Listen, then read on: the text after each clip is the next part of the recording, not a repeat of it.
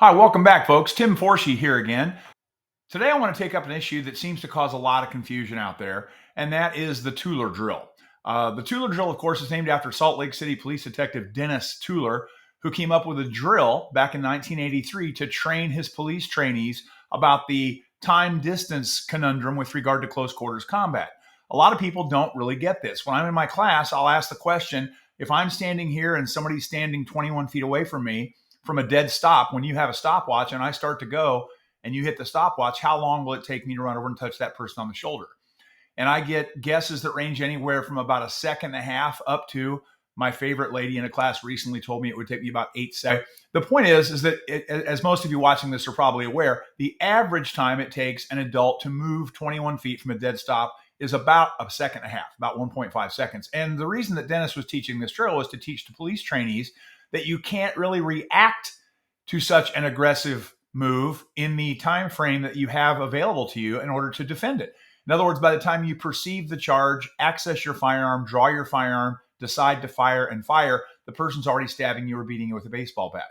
And the point was, if somebody is that close to you and your gun is still holstered and you're not prepared to respond already, you're already going to die. That's simply, it's up to them whether you live or not.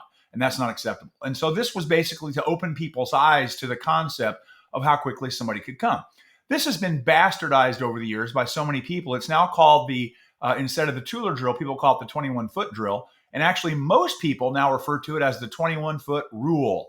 In fact, I'm an expert witness in a murder case right now, and I won't go into details about the name of the case or specific details about the case, other than to say that some of the police officers that are involved in the case have stated that since the person was more than 21 feet away, that they were not justified in shooting because of the 21-foot rule. That is nonsense. In a dark alley, if somebody threatens you, do you have a tape measure laid out on the ground? And if it's 21 feet and 3 inches, you're not justified in shooting. But if it's 20 feet and 9 inches, you're totally justified in shooting. It's ludicrous.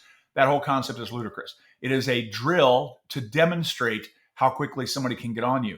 That doesn't mean that it's unreasonable if they're slightly farther than 21 feet or always reasonable if they're closer than 21 feet. It is a drill and it is a concept.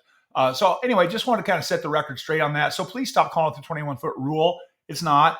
And just understand the concept of close quarters combat and how quickly somebody can get on you and how unable you can be to stop that. And that's going to be part of your mindset with regard to when you are or are not in reasonable fear for the imminent loss of human life. Anyway, if you like what you're hearing here, please like and subscribe below. And until we talk again, please stay safe.